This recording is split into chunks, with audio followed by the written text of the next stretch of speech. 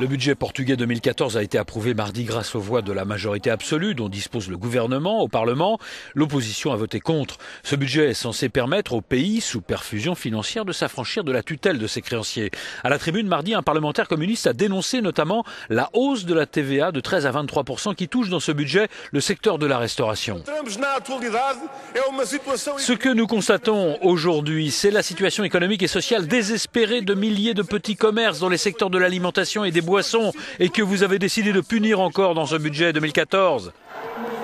Juste avant le vote, le discours de la ministre des Finances a été brièvement interrompu par une quinzaine de manifestants qui scandaient le mot démission depuis les galeries de l'Assemblée.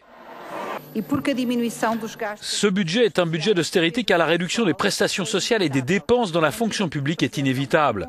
Ensemble, ces dépenses représentent 70% des dépenses de l'État.